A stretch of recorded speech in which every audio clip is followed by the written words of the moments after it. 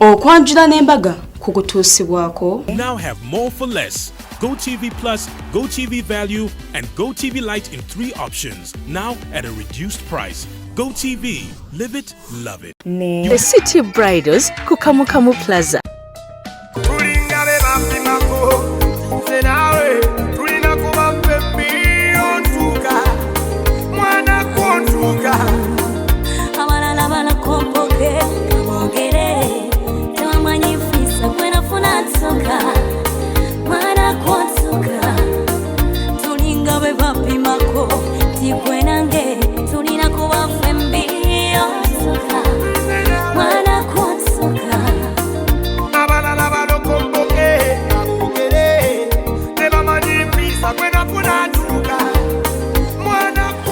Njagala mbe nawe, ntambule nawe, mbere nawe, siri kutanze. Mama ze, siri kutanze mpira kugwe, netaga gwe, njaya. Wabula njafulumira akayimba olabye eddoboozi bwe ndina. Nenga netaga gwe akayimba ko kayimbira omukyala gwe bayita Jackie Senyonjo, bambi Jackie Senyonjo nkutumidde nnyo. Kale kayimba ka Katonda naye ate bw'okaweereza n'omwagalwawo tekigaana kubanga obeera omulaga nti omwetaaga era bw'abeera tali tobaawo. Nkwaniriza nnyo ku Delta TV osiibye otya ogamba otya we bali kubeera nga owaayo olwasandero essaawa 11 nogakolawo programu y'okwanjula n'embaga wano ku Delta TV nange Sharita. Kale nomunaayo nga sinaba kutalawala nnyo nkugamba nti bannange ekipya waakitegedde kibaddewo naye ke kaseera okifune bw'oba obadde tonnakifuna ze decoder ez'omulembe ezatongozebwa UCC eza GoTV. GoTV ye the #1 digital network ye kwegamba ze decoder zofuna ewaka nomanya nti abaana bo buli kimu kiri catered for. Kuliko channel z'abakulu, kuliko ez'abaana, kuliko ez'abaami, kuliko ez'aba house girl, kuliko ez'aba neighbor. Kale munaye ba house girl abo tubagala nnyo. Kale abayambi bafa abawaka mwe bali nnyo emirimu gye mukola okubeera nga mutusigalira n'abaana bafate ne mubayisa bulungi mubatereko GoTV basobole okubeera nga ate balaba channels ezo. Ate naye bw'omuterawo GoTV olumala okukola emirimu gye ntalaba TV abatajja kuwunyeera mu baneighbor. GoTV eriko buli kimu ekisanyusa baneefuna dikoda ya GoTV ekifaananyi kiri clear ate tevaavaako yadde enkuba ng'etonye. GoTV kutuusaako program ey'okwanjula n'embaga wano ku Delta TV. GoTV, live it, love it. Ate mu ngeri emu tebabeera bokka babeera ne bannaffe aba City Bridals bagamba nti balina gowns, balina changing dresses, balina maids dresses nga basangibwa ku Kamukamu Plaza wali eri ku Entebbe Road. Kale nomunayifu okulaba nti ogendawo ku City Bridals enamba y'essimu kweri bakubire ofune gowns ne changing dresses ne motoka z'abagole ezipangisibwa ez'omulembe. Bwe kituuka ku salon mukwano okimanyi tolina kutambulira wala nnyo. Nagenda ku salon ekuze erinnya mukola ku bagole ngera eyo salon ye #1 salon bagiyita Sharita's Hair Clinic era gikubira obugalo walalala eri ku Nkrumah Road mabega Club Amnesia. Sharita's Hair Clinic ekola ku bagole era nga yakoze ne ku mugole waffe Joelia n'abaweesi gwe tugenda okutuusaako mu ssaawa yaffe ey'okubiri. Kale nomunaye nenyongera n'okugamba nti Delta TV ye TV erina okubeera nga ekulagira omukolo gwo kubanga y'ensonga lwaki gy'oliko, ensonga lwaki ogenze wa neighbor ogirabe, ensonga lwaki wagula decoder ya GoTV osobola okubeera ng'olaba Delta TV. Tukole kankujikize ku bye twabadde nabyo Sunday wedde. Era nga Sunday wedde twakutuusizaako omukolo ogw'okwanjula omwana w'omugagga Hajara Nabukeera bwe yaleese omwami okuva mu Ankole ng'agamba nze ebiwala ebinyankole mwana wa Muganda. Kale ne munaye tekirina buzibu yenna gwobeera yagadde oba munyankole oba mukiifu enna tuli bannayuganda. Bw'atyo n'amuleeta yamuwadde amahawrega open check. Wagalaba yamuwa open check namga wandikamu sente z'oyagala. Mwana mwala naye kyeyali mubi nateekamu miliyoni ze 10 omwami n'azimuwa the next day. Abaana balina ebisima. Ate bwe twavaayo ne tukutuusaako embaga y'omukyala abeera e London bamuyita Zahara n'omwami we Ali Kasoma. Abo baatambulira mu mmotoka ey'ebbeeyi limousine, Range Rover Sport ne Hammer. Embaga eyo naye yali ya mulembe nnyo. Embaga ez'omulembe osanga ku Delta TV tukole. Ate olwaleero munange saagala nkuriseeyo tugenda kubeera nga tusookera Kajansi. Kajansi twatuse Kajansi awo nga ku bridge netuukirira mpaka eyo ku Luzi nga ku Luzi Pastor Joseph bali ku ddembe gye yazuula omwana ayina eddiini, omwana yakuzibwa obulungi, omwana ayina empisa, omwana ayina amaaso amalungi ate nga mulungi ate nga ayina essanyu ate nga amanyi okuyimba gwe bayita Grace. N'agamba bwe sigera noono nga n'agenda naani bw'atyo n'agenda ne yeeyanjula. Omanyi Grace kye yakoze omwami we yamuyimbidde akayimba oba yakarihasingire ennaku mmeka simanyi. Kiddala kyonna ne kivayo ne kimufuuwa n'omwami we naye n'ajja. Mwami eyasinze omufuuwa esente nnyingi wandabidde lava yabadde wali. Bukomese bwabadde bulungi alina akaso akalungi ate twafunye obubaka obw'enjawulo okuva eri mami we. Kale naawe tomanyi obubaka obwo naakuyamba leka tulabe omukolo gwabadde so gwa ddiini. Naye ensonga lwaki nalina tandise nakayimba k'eddiini tibakubye gospel music yekka naye bakubye gospel music yekka naye era omukolo gwanyumye teri mukolo gutanyuma bannaye ng'ogutegese bulungi bwedda bagira ne bakuba igwe bulala ne bateekawo bannange bwali kujjukira abalala ne bateekawo oliko feva kwegamba ng'ennyimba za gospel naye ng'omukolo nga gunyuma kambikulage tosubwa obako obirabe ku Delta TV ku ssaawa eno nkwagala nnyo.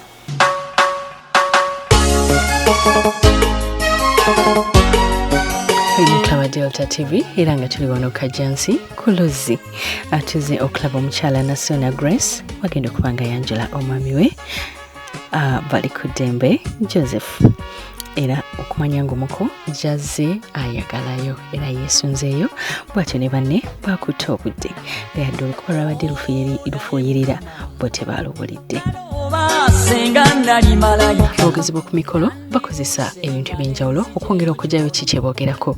Ab'omukolo guno bakozesezza nnyo Bayibuli ndowooza lwakuba omukolo obwadde gwe baliko gw'abalokole. Abantu bonna wulira mwagalenga abooluganda mutyenga Katonda wulira mussengamu ekitiibwa Kabaka. Tukubaza ne ku obudde obulungi bw'otwadde Mukama tukusabye n'okkiriza okusaba kwaffe era mukwano gwaffe Mukama nga tutandika omukolo guno twaniriza okubeera wooko n'ekisa kyo Kabaka wa bakabaka. Emikolo gyonna tugiteeka mu mikono gyo Mukama gitambule bulungi era buli kyonna kiggwe bulungi erinnya lyo ettukuvu liweebwe ekitiibwa okuyita mu Kristo Yesu omwana Katonda omulamu tusabye n'okukkiriza. Amiina. Twesimye nnyo olwa Buganda yaffe ekitiibwa kya Buganda kyava naffe tukikubenga. Awangale Ssaabasajja. Bwe batyo abaana abakoze omulimu gw'okugema bakomyewo ne bawa taata biki bye basanze mu bako era bwe kityo okubuuza ne kutandika. Enteekateeka y'omukolo guno yabadde yanjawulo nti abantu bano balokole nnyo era n'omwami bali ku ddembe pasita. Bwe batyo omukolo baakubye ennyimba za ddiini naye selection ya DJ teyabadde mbi at least wadde ennyimba zabadde za ddiini naye naffe obedda tuzimanyi era omukolo gwabwe gwatambudde bulungi. Katunyumirwa ababuuza. Baana bange mubuuze ku bagenyi abo mumbuulire nga musooka ne tusanyusa balaba abassebo ate mumbuulire n'alizaati ezivuddemu. Kale taata tusanyusa balaba bassebo Naffe okubasanga bannyabo era dde bassebo era dde nnyo bannyabo tusibye mutya bassebo tutandika butandisi mukulika amakubo ge gatuwonye era dde bannyabo musibye mutya bannyabo. Ekitonde ekikazi ku kitonde ekikazi kinne waakyo. Taata abantu tubakebedde nga tebali bubi. Ekyo kizaamu amaanyi. Naye mukoze ekyo. Babadde bulungi naye nga mulimu omu yekka. Tayinza kugulamu ab'enjala yabalumye obwedda. Mubaddemu omu yekka abadde ali obubi taata. Nga mulwadde? Nga mulwadde nnyo taata. Nga naye ajjiddemu abo. Nga ajjiddemu bano taata. Tulina obusobozi obw'okumujjanjaba. Taata bwe tukebedde tulabye ng'obusobozi weebuli. Abange ffe wano gwe oddagala olirina? Iye taata. Liri ludda waddagala yalwala ki? Taata tugenze omukebera ng'endwadde alina nnyingi.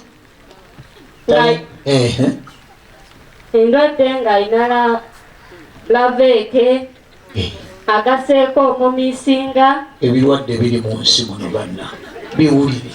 Kati tugenze omukebera ng'obulwadde babuyita Jose malaria. Eddagala olirina? Taata eddagala weeriri. Liridda. Eddagala baliyita Grace Queen. Ebiragalalagala biri mu nsi.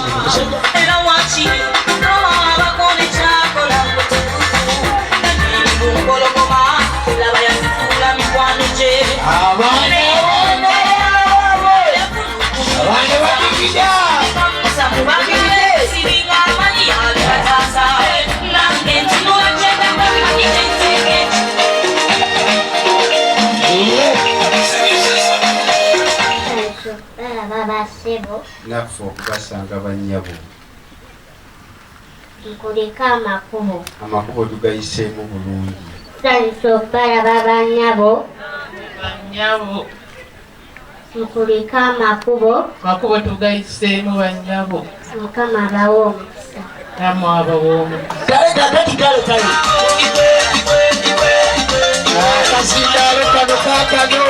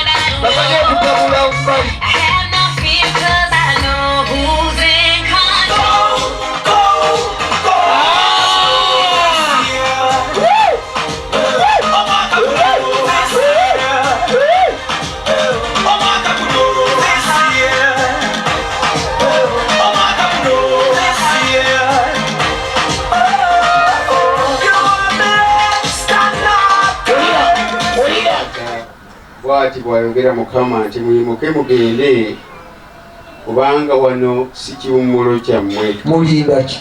Taata lindako tulira.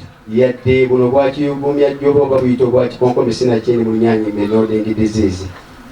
Olwokuba naakola obulungi asiimwa kitange. Abaana ababuuza bwe bagwayo ate singa ow'ensonga abeera alina okuleetebwa era ng'omwogezi ngamba ku ludda lw'omugole omwami alondawo erinnya lyabeera ayagala bamuyite eryongera okulaga nti singa gwe yeetaaga. Erinnya lye baamuwadde lyaleetesezza omwogezi ku ludda lwa taata okuleeta singa ate era mutaasi. Ekyamazima tulina ensonga ya buwangwa obulombolombo n'ennono ebya Buganda naye ng'ate mulimu okukkiriza kubanga twetwala Yesu Kristo okubeera omulokozi waffe.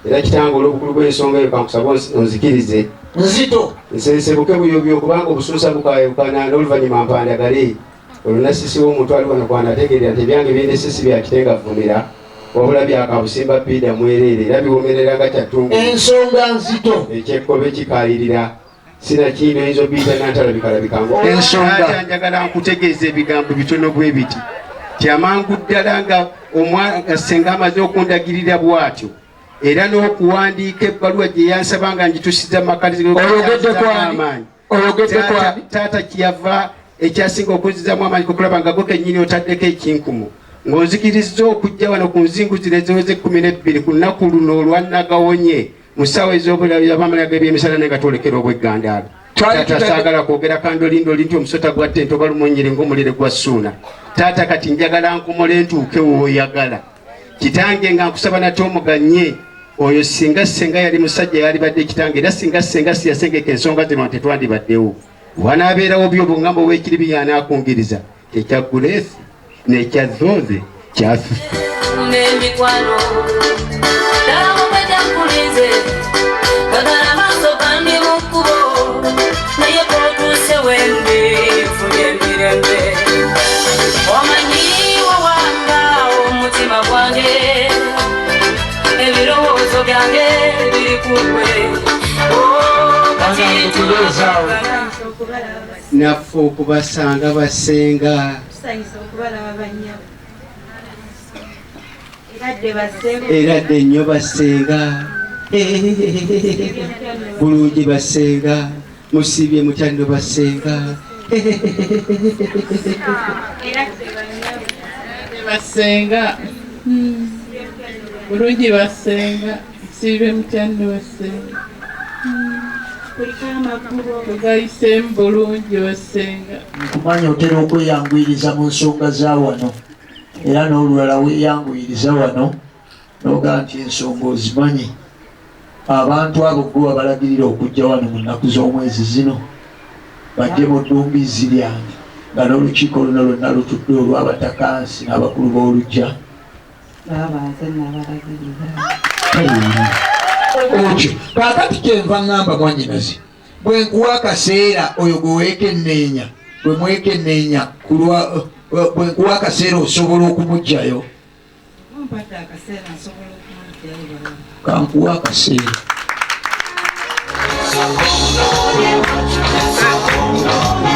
ekyo senga akola emirimu ebiri ajjayo omugole omwambi n'amulaga eri abatuuze omu n'okumukyusa ekimuli era nga kino akikola okumwawula ku balala babeera azze nabo nti yabeera omuko ow'ensonga.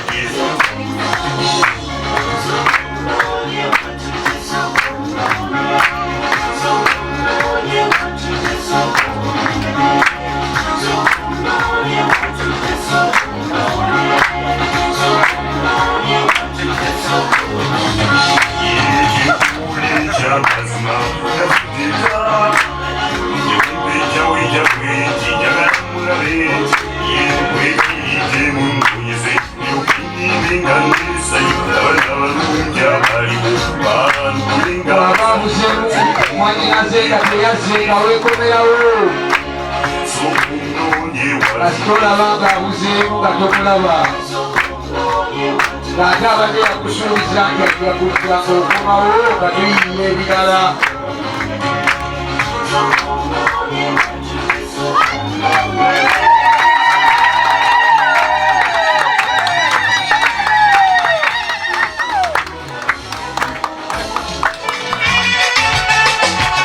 Otyo senga wamma munnange kaada mwannyinaze yiteeno yitira keeno lambula keeno wetolole wooti. Bakukwatireko akasero mukwatireko akabbaako igida tuwumire ku mukono mwannyinaze tuwumireko kyusa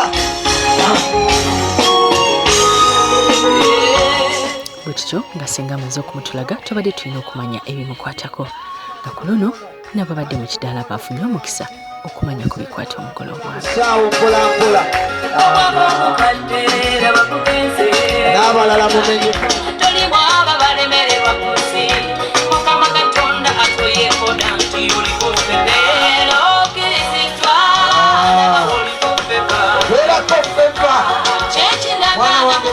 bataata bamaama bakojja basenga ab'okukyalo ono ye mwami waffe Wanasuna Grace. Ekyamazima muto wange oyo ye Joseph bali ku ddembe era waffe tumuyita DDT nga kiri mu abbreviation kitegeeza ddenzi ddungi to. Taata azaalibwa mukadde waffe Nkwebwe Kyakubira Enduulu Kyazi Lubega ng'asangibwa ku Mutala Lugada okusangibwa mu ssaza lya Beene ery'e Mawokota. Muzzukulu wa John Muweereza jjajjaffe abaana be watumye baganya okuyingira taata bajja kujja. Muzzukulu wa jjajjaffe John Muweereza agalamidde era Lugada Mawokota ali mu lunyiriri lwa Kamoga Lugada Mawokota mu mutuba gwa Muwonge Empigi Mawokota mu ssiga lya Mutaawe Jalamba Mawokota. Jjajjaffe wa Kasolya Atuyunga ku Kyukyuma ku Lunnyondo Sseggwanga Musotera kwa Munanatewetwa Sembona Nteti kwa Bulanga Sekisera Semanda Okutogubala ensimbi n'ebikomo Seruku Bulamba Zinaaji Yunga lwatika lwataka Nantatungibwa Maaso Moji Saabalongo baffe taata Oyonga Yinsamba Ebuwanda Mawokota. kitange muto wange oyo naffe ffenna twediranga akabbiro jerengesa omukadde w'omukazi yagumira ebireba n'abiwuta oyo nsaba kyannyinaze bannyinaze muwandagala badde mbeewunyiza nti nabo ziri baleebesa ne bazaala nga bayimiridde. taata ye Dorothy n'abayingo mukazi yeddira nti yakabbiro ŋŋaali nga ku luuyi olwo tuli bazzukulu ba Katongole emulema mu Buddu. Muto wange oyo yakuguka yasoma yatumira olubaawo oluddugavu n'abikula n'ebitabo n'empapula n'azirya era yagenda okuva mu Nkumba University nga mubazi wa bitabo.